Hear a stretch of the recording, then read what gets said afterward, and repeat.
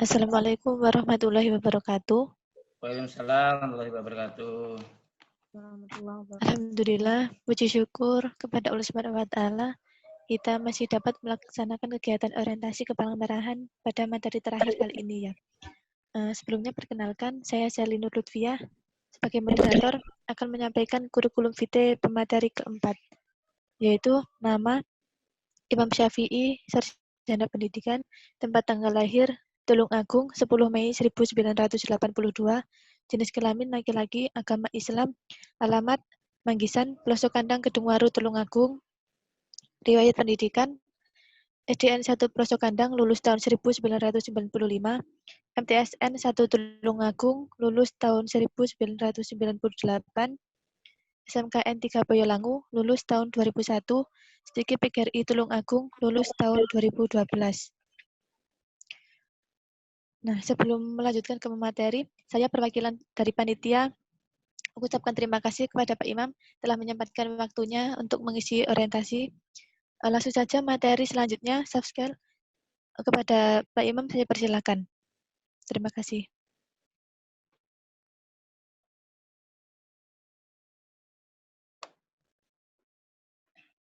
Assalamualaikum warahmatullahi wabarakatuh. Waalaikumsalam warahmatullahi wabarakatuh. Semangat pagi. Pagi. Terima kasih. Ini saya panggil teman-teman atau adik-adik ya. Teman aja ya.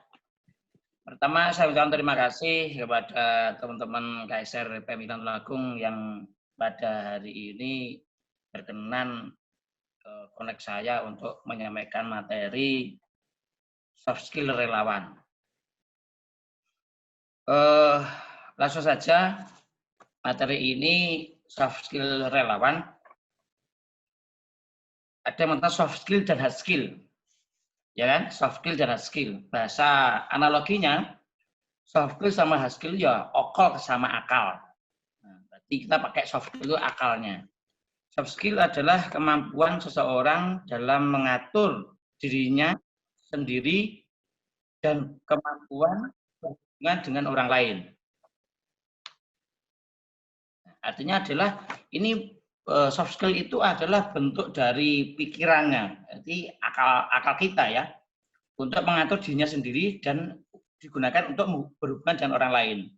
Nah, jadi di organisasi kita nggak mungkin kan sendiri ya. Jadi maka dari itu soft skill itu apa? Jadi teman-teman calon relawan ada di KSR yang akan gabung nanti harus ngerti apa itu soft skill seorang relawan.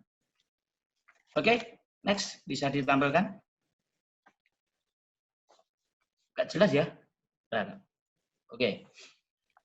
Di sini saya mencatat ada 9 kriteria, yaitu visioner, loyalitas, loyalnya, karakter, dan juga kapabilitas, kapasitas, kreativitas, kredibilitas, komitmen, dan kompabilitas.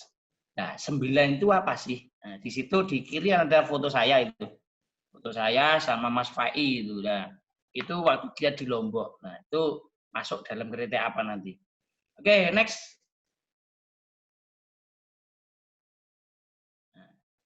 Satu visioner. Seorang relawan yang visioner tentulah pribadi yang terbiasa membuat target pencapaian dalam hidupnya. Karena itu, ia pun terbiasa memacu dirinya untuk mencapai tujuannya. Visi seorang relawan sangat penting untuk bisa dilihat bagaimana pandangannya terhadap berbagai hal, apalagi ini adalah organisasi kemanusiaan. Maka penting untuk digali pandangannya terhadap persoalan kemanusiaan. Akan baik jika rekrutmen relawan mendapatkan personil dengan visi yang sejalan dengan visi organisasi as ngeklik. Artinya begini, calon-calon relawan masa depan itu harus punya visi, tidak hanya asal ikut organisasi. Bahasanya pokoknya aku melu. Jangan, harus punya nilai lebih. Jangan hanya pokoknya melu-melu, ke kiri-kiri, ngalor-ngalor, ngidul-ngidul, tidak. Jadi seorang relawan nanti, ada di calon relawan nanti harus punya visinya seperti apa. Apakah hanya ikut-ikutan, atau untuk memajukan organisasi. Tentunya adik-adik yang masuk baru nanti juga akan belajar tentang materi-materi sebelumnya. Kemarin ada sejarah dan sebagainya. Belajar dari situ, akhirnya kan tahu, oh KSR PMI yang lagu begini, arahnya ke sini, umpama ke kanan. Nah, nanti harus ke kanan dan menemukan hal-hal lain yang lebih dari lebih lagi. Dan punya target dirinya sendiri, punya target. Nanti setelah saya orientasi, saya harus bisa apa, itu harus punya. Itulah visi visioner. Nah, selanjutnya lagi, dalam kita berorganisasi, tentunya ada yang awal kan tahu ya, KSR itu seperti apa. Nah, berusaha untuk mencari kenyamanan di organisasi KSR IAIN supaya klik. Kalau kita sudah klik itu di apa ya? Klik hati kita dengan pola organisasinya, juga dengan orang-orangnya. Maka kita juga enak dalam berorganisasi. Oke, next. Pindah ya. Oke, next, Dek.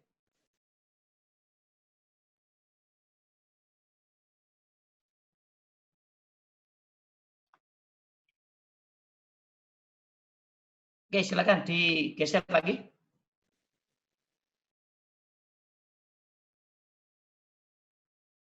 Robel ya? Iya, Pak. Tidak jalan. Tidak jalan. Oh, saya lanjut aja ya. Yang kedua, loyal atau loyalitas. Ukuran pertama, loyalitas pada dunia sosial kemanusiaan. Pelajari rekam jejaknya sebelum ia menyatakan minatnya bergabung dengan organisasi. Apa yang pernah dilakukan sebelumnya, baik secara pribadi maupun di organisasi yang lain. Rekam jejaknya merupakan bukti sebuah loyalitas yang tinggi pada dunia kemanusiaan. Nah, ini untuk adik-adik, loyalitas ini sangat diperlukan. Kenapa? Dengan relawan-relawan loyal, tentunya juga akan membuat organisasi lebih baik. Tapi untuk adik-adik yang baru masuk, jangan takut. Ini kan rekam jejaknya bagaimana. Kalau dulu belum pernah berorganisasi di PMR atau yang lain, jangan minder. Yang penting kuncinya adalah adik-adik mau berubah, meningkatkan diri. Kalau memang belum punya rekam jejak kegiatan sebelumnya atau organisasi sebelumnya. Tetapi jika sudah punya, ya ditingkatkan. Jangan sampai adik-adik dulu ikut PMR, tapi di KSR dulu adik turun. Pasti jangan. Adik sudah punya rekam jejak yang bagus, ayo ini ditingkatkan. Gitu. Jadi loyal itu sangat diperlukan sebuah organisasi agar organisasi itu juga lebih baik. Termasuk juga relawan harus loyal, jangan sampai hanya pokoknya melu, hanya kalau diperintah saja. Nah, apalagi KSR PMI yang dilakukan pasti kan ada saat-saat emergensi. Nah, loyalitas ini dibutuhkan. Kalau adik terkadang kan kegiatan banyak kan. Nah, harus bisa memilih mana yang paling urgent. Nah, itu diikuti. Karena memang sering ya risikonya kalau kita kuliah, otomatis kan ada kuliah, ada tugas kemanusiaan dan lain-lain. Jadi harus berpikir. Nah, di sini ya loyalitas itu akan teruji. Nah, pilih mana yang dahulukan, nah itu akan teruji. Oke, next. Lanjut.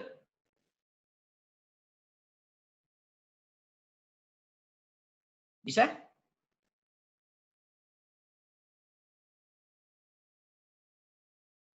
Next aja ya. Oke, yang ketiga karakter. Kita mulai membangun organisasi dengan SDM yang memiliki karakter dasar yang baik. Memang tidak mudah memiliki dasar ini, tetapi bukan berarti tidak bisa. Tidak mudah ya, tapi bukan tidak bisa, pasti bisa. Yang penting setiap individu selalu berusaha memperbaiki diri. Begitu banyak orang ingin meningkatkan diri, tapi hanya sedikit yang ingin memperbaiki diri. Ada enek yang pengen pintar dapat ilmu yang banyak, tetapi karakter di dalam dirinya, perilakunya tidak mau diperbaiki. Itu juga salah. Salah satu yang membentuk karakter seseorang adalah kedekatannya dengan Tuhan. Semakin ia taat pada Tuhan, seharusnya semakin karakter yang terbentuk pada dirinya juga lebih baik. Nah, ini seringkali terkadang saya melihat ada relawan, saya tidak sebut merek ya, ada relawan dia di bencana. Ternyata dalam perilakunya itu tidak mencerminkan seorang relawan. Contoh, pola bicaranya yang tidak baik, ngomong yang kasar, terus perilakunya bahasa Jawa apa ya, kemelinti ya, kemelinti, terus dalam dia diberikan tugas juga tidak selesai, hanya ngomong doang, mungkin hanya TP, foto dan sebagainya. Nah dari itu adik-adik peserta orientasi kepemimpinan KSR Pemilihan Tulungagung ini, ayo kita sama-sama berusaha untuk memperbaiki diri. Memang tidak ada manusia yang sempurna, ya kan? Kan nggak ada. Yang ada adalah manusia yang mau berubah, memperbaiki diri untuk lebih baik. Kenapa, adik? Karakter dalam kemanusiaan, dalam seorang relawan itu betul-betul teruji. Nanti di mana? Di dunia nyata medan tugas di bencana. Baik bencana alam atau bencana sosial. Nah, seperti yang ada di foto ini, itu ada tim PSP. Kanannya itu saya sendiri, kiri adalah Mas Nawawi, PM Tulungagung. Di situ kita menghandle 100 adik-adik SD. Ini kegiatan banjir di Pacitan. Nah, dengan karakter relawan yang baik, tentunya kita juga akan bisa mengkondisikan, bisa membuat nyaman penyintas atau korban bencana. Di situ ada adik SD itu sangat bahagia dengan kita. Kenapa? Karena kita mempunyai bisa care dengan mereka, bisa dekat dengan mereka. Lah, kedekatan itu juga berpengaruh dari karakter kita. Kalau kita karakter orang yang tidak baik, kita pemalas dan sebagainya, tentunya adik-adik juga akan takut. Adik-adik SD itu. Nah, kita selalu berusaha keras untuk memberikan yang terbaik kepada mereka. Nah, begitu. Itulah penjelasan saya karakter. Oke, next. Lanjut. Jadi lanjut. Oke. Kapabilitas. Yakni kemampuan dasar yang dibutuhkan untuk melakukan pekerjaan. Maksud saya ini adalah pekerjaan itu adalah tugas ya, tugas kemanusiaan. Biasanya berkaitan dengan kemampuan nalar, kecerdasan, berpikir sistematis. Seseorang disebut capable atau memiliki kemampuan jika yang memiliki tingkat kecerdasan minimal yang dibutuhkan. Kapabilitas juga mensyaratkan adanya skill atau keahlian dalam melakukan pekerjaannya. Ini pas ini saya ambil, yaitu yang hormat itu ya. Itu adalah bisa dikatakan ODGJ, orang dengan gangguan jiwa. Nah, apakah dia kapabel? Ya jelas tidak. Karena dia tidak bisa berpikir. Kapabel ini adalah kemampuan nalar seorang relawan. Cerdas enggak? Berpikir kritis enggak? Sistematis enggak? Ini dibutuhkan. Karena terkadang di dunia bencana, kalau hanya diam, tidak aktif juga kan akan berbeda. Seharusnya relawan nanti di medan bencana ya harus punya kapabilitas yang bagus. Harus punya kecerdasan. Harus cerdas anaknya. Kalau ada masalah ini, harus bagaimana?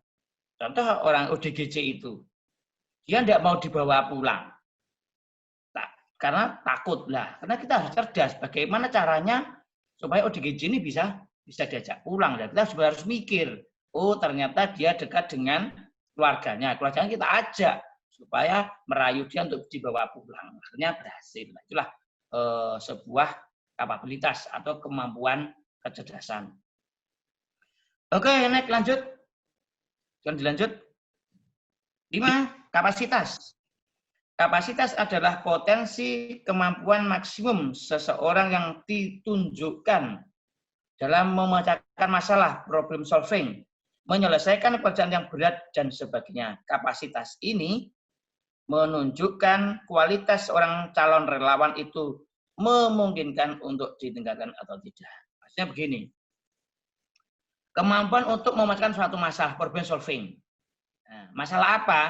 Masalah dalam nanti ada di waktu belajar, mungkin materi tentang psikologi, PSP, materi tentang sejarah palang merah, dan juga ada pemateri ada pemecahan masalah ya, ada tugas, silakan dipecahkan masalah ini. Nah, di situ teruji kemampuan seorang relawan. Jika dia punya pengetahuan yang baik, pengetahuan yang bagus, tentunya juga berpikirnya lebih luas. Tentunya dalam memecahkan masalah tidak hanya sepihak dari berbagai sumber. Nah, itulah sebuah kapasitas. Dan juga yang lebih penting adalah kapasitas ini diperlukan selagi diperlukan di medan bencana sesungguhnya. Karena di medan bencana pasti ada masalah. Nggak mungkin tidak ada masalah. Bencana itu juga sudah masalah. Karena adik yang berani terjun di bencana harus punya kapasitas yang baik. Supaya nanti waktu kita terjun, mengetahui ini masalah ini kira-kira apa ya cara-cara yang bisa saya ambil. Nah, ini diperlukan relawan harus bisa seperti ini. Harus berusaha.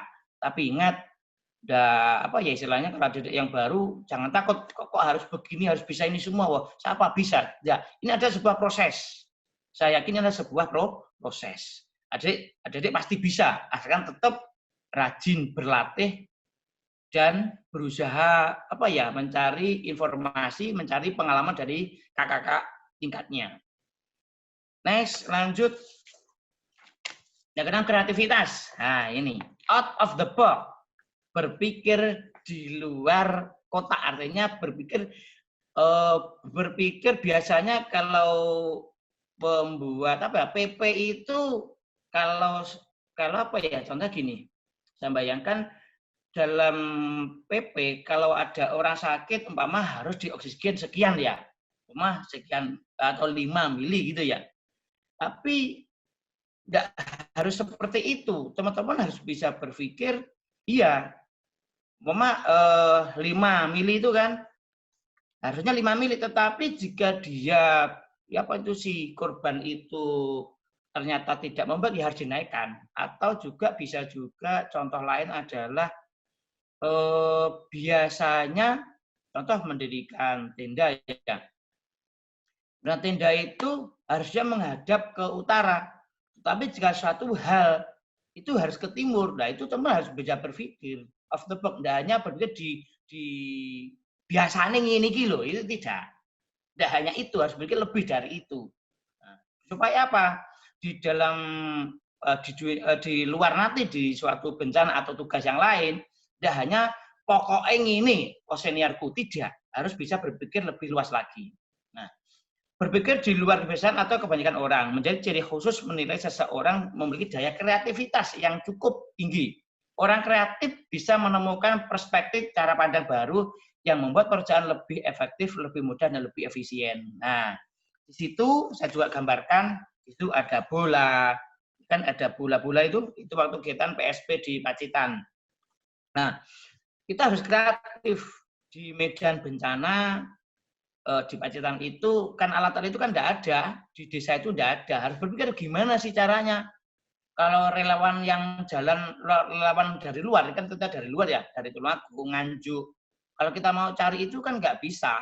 Ya kan ya, kita harus berpikir kreatif gimana. Ya minta tolong dengan teman-teman yang asli dari Pacitan. Akhirnya betul alat-alat untuk PSP itu bisa terpenuhi. Itu kreatif cara mendapatkan. Nah, caranya mengolah atau memberikan dukungan psikologi itu, kita kan orang baru, ya kan, kita kan orang baru di Pacitan. Nah, kita harus connect dengan teman-teman di Pacitan. Nah, akhirnya apa? Nanti bisa klik. Kita tahu kebiasaan anak-anak yang di SD itu. Nah, ini cara-cara berpikir ini memang cara-cara yang kreatif. Tidak hanya dari senior atau dari pemateri, harusnya begini. Tidak hanya ngikut itu saja. Harus bisa berpikir yang lebih luas dari itu. Out of the box. Berpikir keluar dari sebuah doktrin dari atau sebuah ilmu yang didapat peserta dari pemateri. Berarti mengembangkan bahasanya, mengembangkan lebih baik. Nah.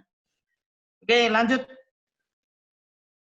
7. Kredibilitas dapat dipercaya, dapat diandalkan untuk memikul tanggung jawab dengan benar.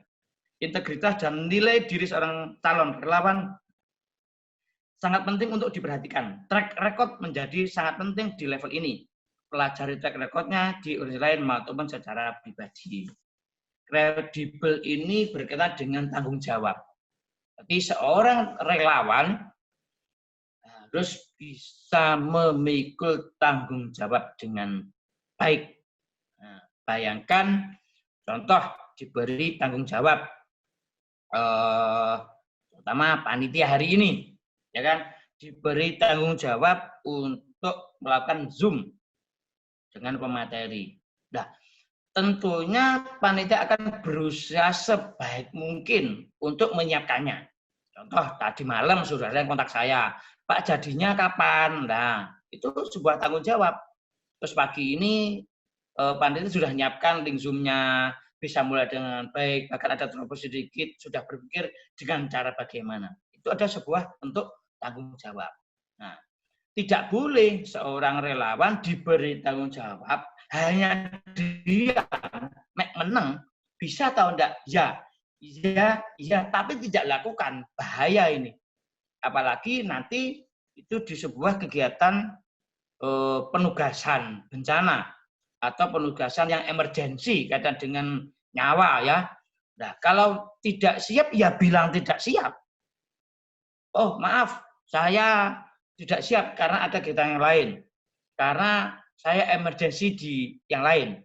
Kalau dibilang siap, ya siap dengan segala resikonya. Oke, saya bertugas. Nah, harus berusaha tanggung jawab itu dilaksanakan dengan sebaik-baiknya. Kalaupun dia sendiri tidak bisa, dia harus berusaha bekerja sama atau minta bantuan dengan yang lain, dengan temannya. Aku tolong saya bantu.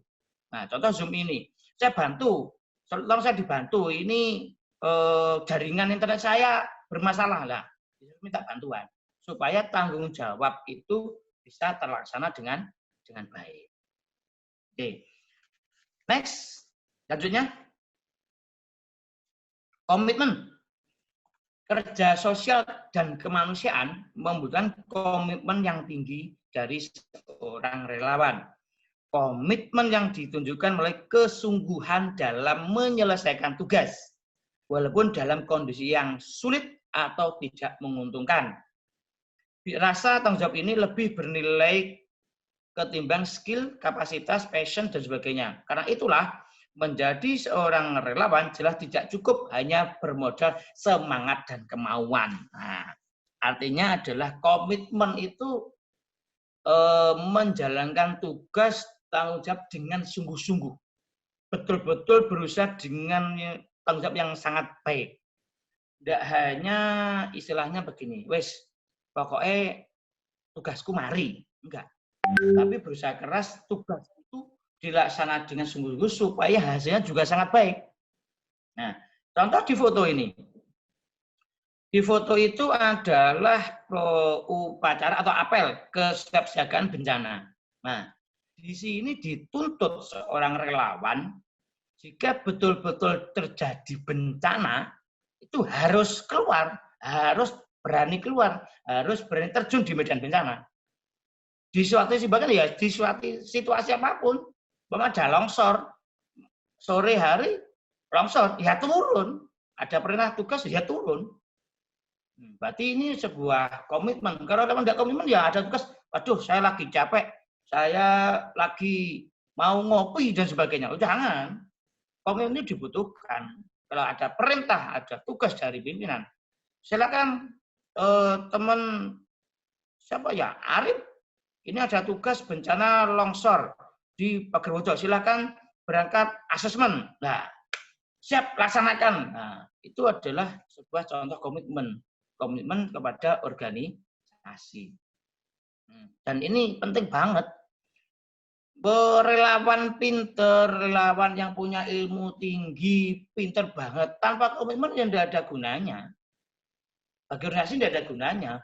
Punya relawan pinter, pernah kegiatan kemana-mana atau pernah seminar ke sana-sana, pernah dapat materi yang banyak, di otaknya banyak sekali ilmunya. Tapi kalau tidak punya komitmen, nah, ya tidak ada artinya. Cuman hanya ada di otaknya, tidak disebarkan pada yang lain. Ya, kalau punya ilmu yang banyak, ya harus ditularkan, harus mau terjun di sebuah tugas. Nah, mau terjun inilah membutuhkan sebuah komitmen. Tapi kalau orang relawan yang sudah punya komitmen tinggi, di situasi apapun ya pasti meluangkan waktu. Ada yang bilang menjadi relawan untuk mengisi waktu luang. Itu kan, kalau saya mengatakan ya gak mungkin. Menjadi relawan itu harus meluangkan waktu. Bukan mengisi waktu luang, ya harus meluangkan waktu. Ini harus dibalik gitu. Oke, next yang 9. Kompatibilitas ditunjukkan dengan kepatuhan, kecocokan dengan budaya organisasi, mampu bekerja sama dengan tim, dapat bergaul dengan berbagai orang dan lingkungan sekitarnya. Jadi khasnya adalah penerimaan orang lain terhadap dirinya. Artinya begini, di suatu organisasi kita gabung tentunya akan bertemu dengan orang-orang baru. Orang-orang yang mungkin saja tidak klik dengan kita, beda pendapat dan sebagainya. Nah, di sini seorang relawan harus berusaha berusaha untuk mencari kecocokan. Berarti harus berusaha, ibaratkan itu ya harus bisa ngeklik, harus bisa match. Itu supaya apa? Kita bisa cocok dengan budaya organisasi yang kita ikuti. Contohnya gini. Contohnya ada di calon relawan KSR PMI Tulungagung itu ya, karena ada adik yang baru ya. Itu tentunya harus bisa menerima, harus bisa yang lebih enak saya mau bilang apa ini ya. Harus bisa mempelajari, harus bisa menerima, harus bisa ngeklik dengan budaya organisasi KSR PMI Tulungagung. Contohnya organisasi itu ada kegiatan itu harus datang pagi atau harus disiplin. Nah, itu harus bisa mengikuti budaya organisasi itu. Contoh budayanya KSR PMI Tulungagung, kalau ada kegiatan jam 8 harus kumpul. Nah, biasanya jam 8 kurang 15 menit atau 7.45 berkumpul semua. Itu kan budaya bagus. Itu harus bisa ngikuti. Dulu waktu dia di PMR kumpul jam 8, datangnya jam 9. Tapi di IAIN kumpul jam 8, datang jam 7.45. Nah, ini harus bisa mengubah. Harus bisa mengubah, dan budaya kan lebih baik. Itu kalau di organisasi. Yang lebih menarik adalah di luar. Di tugas. Kayak di foto saya itu adalah saya sama Kak Ika ya, staf PMI itu memulangkan pasien COVID yang sudah dinyatakan sembuh. Nah, di tempat yang baru, di rumah mereka, di rumah pasien itu, kita harus mencari klik di sana. Oh, di sana biasanya memakai bahasa Jawa atau kan orang Jawa ya, orang Tulungagung. Ya saya datang ke sana dengan cara bahasa Indonesia, bahasa Jawa. Enggak, Assalamualaikum Bapak Ibu, saya nama, enggak seperti itu. Sewu Bapak Ibu, kulo Imam, dan ini rencang kulo Ika saking PMI Tulungagung.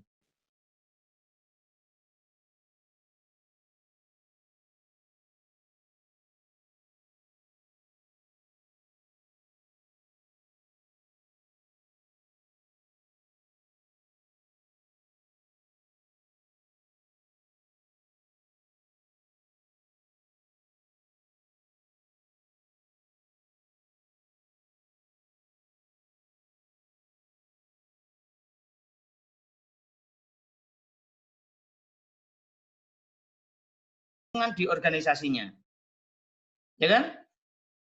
Loyalitas itu terbangun juga dari kenyamanan di organisasi. Kalau kita ikut organisasi, di dalam diri kita nyaman, kita senang, ya otomatis kita juga semakin loyal. Contoh, saya sendiri, saya senang organisasi di PMI. Saya merasakan bahwa organisasi ini betul-betul organisasi kemanusiaan yang istilahnya betul-betul menolong orang gitu kan.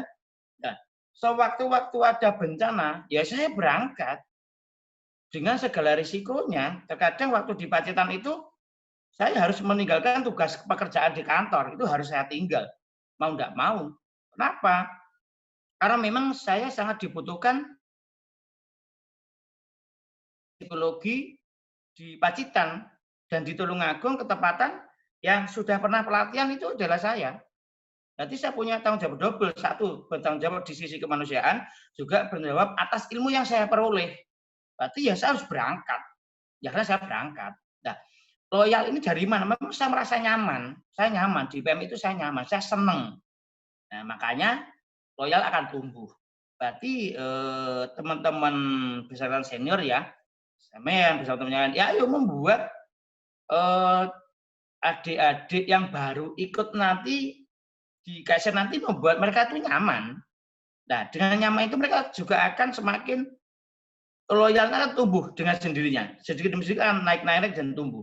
Nah, makanya ini juga PR bagi adik-adik panitia membuat adik-adik yang baru nanti merasa nyaman di organisasi seperti apa. Itu. Oke, ada yang lain?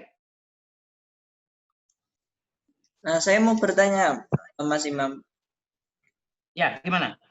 Kan dari kerelawanan tadi kan dalam soft skill kan ada tentang komitmen ya. Nah, bagaimana cara kita seorang relawan itu untuk membangun komitmen yang betul-betul tepat sebelum terjun ke dunia kerelawanan? Karena kan soalnya biasanya karena kebulatan komitmen yang belum benar-benar baik itu kan biasanya nanti relawannya ada yang tidak serius ataupun prodol di tengah jalan itu. Jadi cara membangun komitmen dari awal itu bagaimana, Mas? Terima kasih. Komitmen ya. Memang komitmen tidak hanya tidak secepat masuk langsung komitmen tinggi, tidak. Yang apa yang saya bilang tadi, kayak yang tadi pertanyaan tadi ya, membangun kenyamanan. Selain kenyamanan juga komitmen itu seorang yang punya komitmen tinggi tentunya dia akan mempunyai ilmu.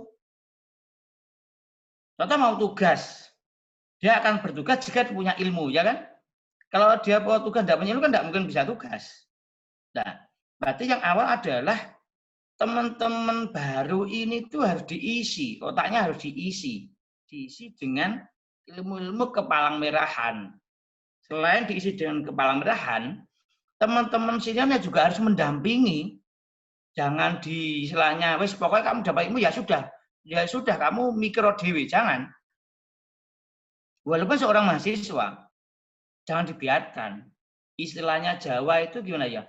Dicul nendase, dicekel buntute.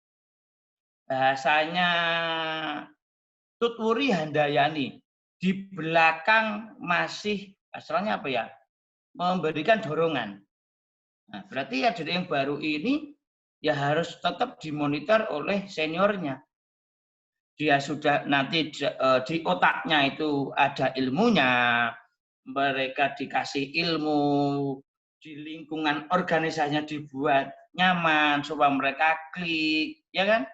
Terus jika ada penugasan, sekali lagi ya ada penugasan. Contoh mungkin nanti di PMI Tulungagung memberikan tugas adik-adik dasar PMI Tulungagung mengikuti kegiatan, contoh mungkin penyemprotan ya, desinfektan. Kalau ada tugas IAIN, silakan mengirimkan 5 anggota. Saran saya ya jangan semuanya senior, jangan. Yang junior juga diajak supaya ada regenerasi. Biar mereka ngerti, oh ternyata tugas itu seperti ini toh. Nah, ada yang baru akan cerita kepada teman-temannya, oh ternyata kegiatan kemanusiaan itu menyenangkan. Kita sama bisa bantu orang, dah. Otomatis dengan diajak ini kan naik sedikit demi sedikit komitmen terbangun. Komitmen itu terbangun tidak bisa hanya teori, tidak bisa. Pasti dengan cara praktek, dengan pengalaman, dengan penugasan. Berarti saya ibaratnya begini. Kalau sebuah organisasi, ada di KSR ya, hanya teori, hanya belajar di kampus hanya teori saja, saya kira kurang itu. Ya harus terjun, harus turun ke lapangan. Minimal apa? Ya minimal kalau di kampus ya, minimal ada yang backup P3K di kampus, juga apa ya, keluar mungkin gabung kegiatan ada giat dari PMI ada tugas, ya turun. Nah, itu. Lagi dengan komitmen itu tidak hanya 1-2 hari, itu perlu tahapan. Itu. Sudah bisa terima jawaban saya? Oh, bisa, Mas. Terima kasih, Mas. Ya. Enggak bingung, yakin, santai aja. Bingung enggak dengan jawaban saya? Enggak. Cukup jelas, Mas. Ngerti ya? Ngerti ya? Maksudnya. Oke. Lanjut, ada lagi? Cukup 2 saja, Pak. Cukup? Ya, nanti bisa dilanjut oleh teman-teman langsung di grup. Oh gitu. Oke. WhatsApp besok. Oke. Gimana Baik, selanjutnya? terima kasih Pak Imam. Mungkin dari teman-teman, jika tidak ada yang ditanyakan, saya akhiri. Terima kasih Pak Imam sudah menyempatkan waktunya. Saya moderator, mohon maaf apabila ada salah kata atau perbuatan. Wassalamualaikum warahmatullahi wabarakatuh. Waalaikumsalam warahmatullahi wabarakatuh.